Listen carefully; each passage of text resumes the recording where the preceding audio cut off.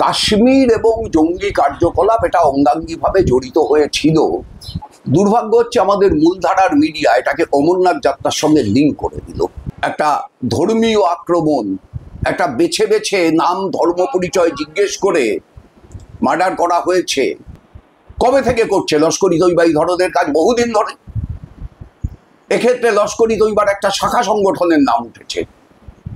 তো লস্করি তৈবা সম্পর্কে আমাদের ইন্টেলিজেন্স ডিপার্টমেন্টের কাছে খবর থাকবে। যে গুজরাটের নম্বরওয়ালা বাস গেছিল সৈনিকদের নিয়ে যেতে, কেন গুজরাটের নম্বরওয়ালা বাস গেছিল আজ পর্যন্ত কেউ জানে? কেন বারবার চেয়েও পুলওয়ামার সময়ের যিনি সেনাপ্রধান ছিলেন, ব্রিগেডিয়ার ছিলেন, তারা বারবার চেয়েও হেলিকপ্টার পাননি? নমস্কার, ইনস্টা খবরে আপনাদের সকলকে স্বাগত জানাই। আমি ক্যামেরার পেছনে আছি আমি তনুকা, এবং আমাদের সাথে উপস্থিত আছেন সিপিআইএম নেতা তন্ময় ভট্টাচার্য মহাশয়। আচ্ছা, কাশ্মীরে যে 28 জন পর্যটককে এই জঙ্গিরা গুলিবিদ্ধ করেছে, এই ঘটনাটি আপনি কিভাবে দেখছেন? ভয়ঙ্কর, নির্মম, নিন্দনীয়, নিন্দার কোনো ভাষা নেই। এই ঘটনার কোনো ক্ষমা হয় না। সামরিক বাহিনীর প্রত্যেকটা জঙ্গিকে চিহ্নিত করে গুলি করে মেরে ফেলা উচিত।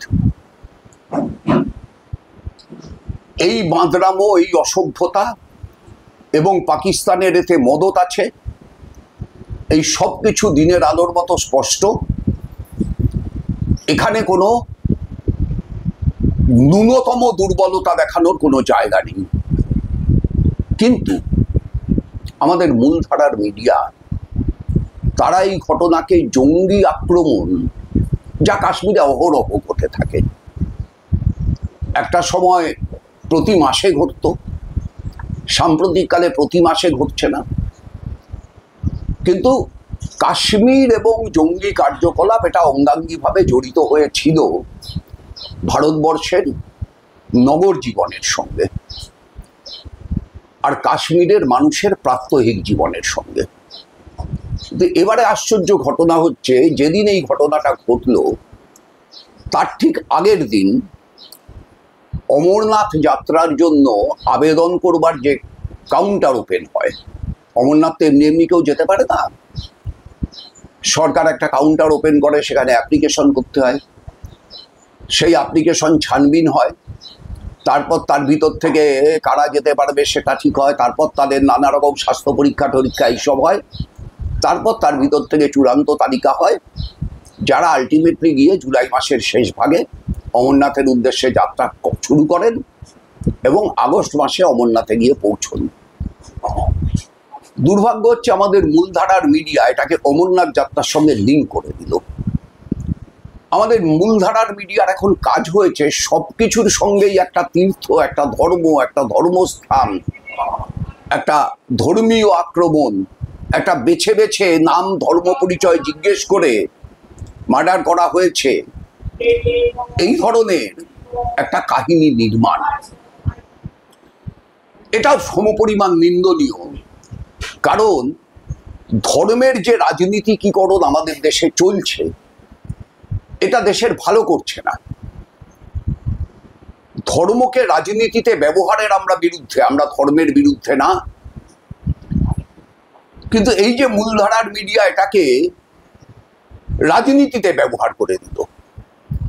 দেখবেন সব মূলধারার মিডিয়ার হেডিং হচ্ছে অমরনাথ যাত্রার প্রাককালে এটা। আচ্ছা, তার ঠিক আগের দিন অমরনাথের কাউন্টারটা খুলেছে। এইখান পহেলগাঁওয়ে যারা বেড়াতে গেছিলেন তারা কেউ সেই কাউন্টারে যাননি, যাওয়া সম্ভব ছিল না।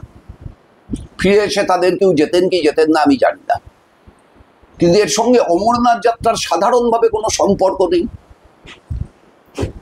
তাহলে এটাকে অমরনাথ যাত্রার সঙ্গে লিঙ্ক করে রাখা কেন? একটা নিন্দনীয় ঘটনাকে নিন্দা করুন, কঠোর ভাষায় তিরস্কার করুন, কঠোরতম ভাষায় অপরাধীদের শাস্তি দাবি করুন, ভারত সরকারের ইন্টেলিজেন্স বিভাগের ব্যর্থতাকে চিহ্নিত করুন। তা না করে এটার সঙ্গে ধর্মকে লিঙ্ক করে দিয়ে কোনো একটা ধর্মের পক্ষ অবলম্বনকারী বলে নিজেকে দেখায়, আসলে পক্ষ অবলম্বন করে না।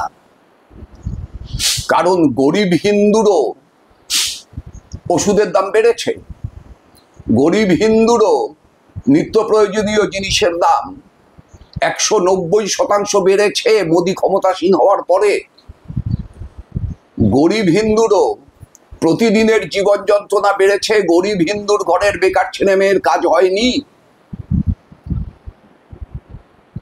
এই প্রশ্নগুলোকে এড়িয়ে গিয়ে কেবলমাত্র হিন্দু হওয়ার অপরাধে এদের খুন করেছে মুসলমান জঙ্গিরা।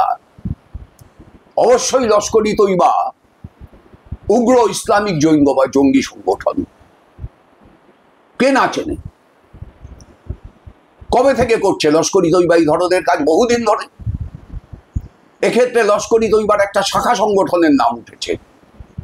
তো লস্কর-ই তৈবা সম্পর্কে আমাদের ইন্টেলিজেন্স ডিপার্টমেন্টের কাছে খবর থাকবে না কেন? আমাদের পুলওয়ামার কথা মনে পড়ে।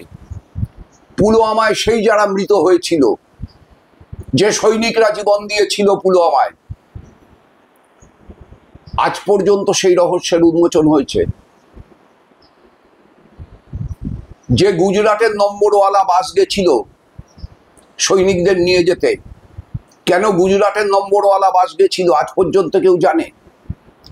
কেন বারবার চেয়েও পুলওয়ামার সময়ের যিনি সেনাপ্রধান ছিলেন, ব্রিগেডিয়ার ছিলেন, তারা বারবার চেয়েও হেলিকপ্টার পাননি? ভারত সরকারের স্বরাষ্ট্র মন্ত্রক আজ অব্দি তার জবাব দিয়েছে? পুলওয়ামা আসলে একটা সংগঠিত অপরাধ ছিল। ভারত সরকারের পক্ষ থেকে অপরাধ সংগঠিত করা হয়েছিল। ইসলাম বিরোধী ভোট সংহত করবার জন্য। কে বলতে পারে আগামী দিনের তদন্তে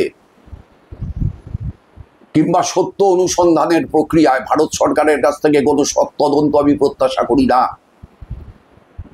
পহেলগাঁওয়ের ক্ষেত্রে একই ঘটনা ঘটবে না, কিন্তু অপরাধ অপরাধ। সেই অপরাধীদের নির্মমভাবে দমন করার দায়িত্ব ভারত সরকারের। কেন আমাদের সীমান্ত রক্ষিত হচ্ছে না?